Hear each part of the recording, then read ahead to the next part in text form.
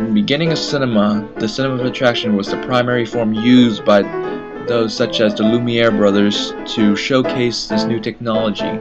According to Thomas Gunning's article on cinema of attraction, it was the sole enjoyment of what was on the screen, whether it was a cockfight or a barbershop. There was no emotional connection between the audience and what was on screen. It was all about pleasure. He notes its similarities with going to the carnival and the emotions of being entertained.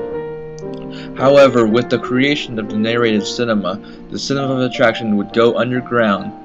However, it would not disappear completely, and it would reappear throughout the years with many disguises. Shattering every obstacle that stands between them in the most fantastic rampage of annihilation ever recorded on film. See King Kong stamp Tokyo. Godzilla vs. King Kong was the third Godzilla film in the series by Ishiro Honda. The film was solely dependent on the attraction of seeing King Kong fight Godzilla, the two major icons in the ultimate clash between East and West. This trailer explains none of the stories. Instead, it tells what the audience they will see. The film has nothing to do with experience. It's all about seeing the fight that will dwarf every wonder the screen has ever seen before.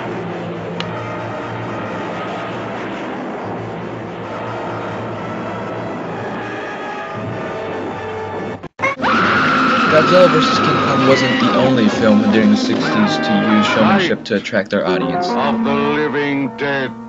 The trailer gives the audience the impression that the film would be the scariest and most terrifying thing they would ever see on screen. However, the trailer gives no detail of the plot of the story nor the cause of the zombie attacks. All it really gives to the audience is that there will be a lot of attacks and many deaths, as well as saying the title of the movie multiple times in order to ingrain it into the audience's mind. The trailer is a true representation of the entire film because the movie itself has an overall weak plot.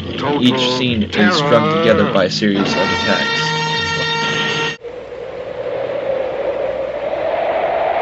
Thomas Gunning says that the cinema of attraction is the ability to show something. However, not all films use the cinema of attractions to make up for the lack of other things.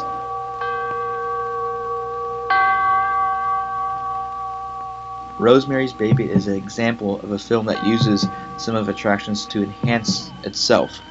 It uses the music, the desire, and the unease to create this world that can tell the story the best.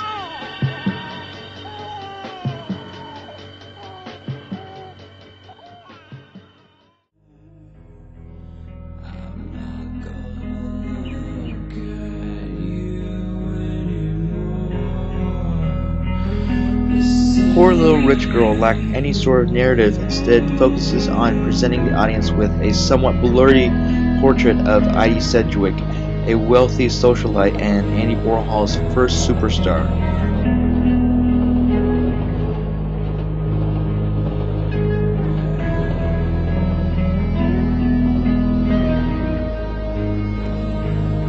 The film's interest stems from the curiosity of what Edie is doing behind the hazy focus and what is going on at that exact moment.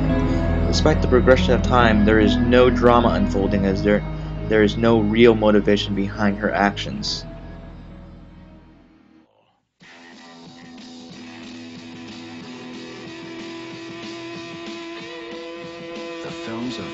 In this trailer Blow Up, they are clearly selling sex and violence with a lot of nudity shots and quotes like "love without meaning" and "murder without guilt."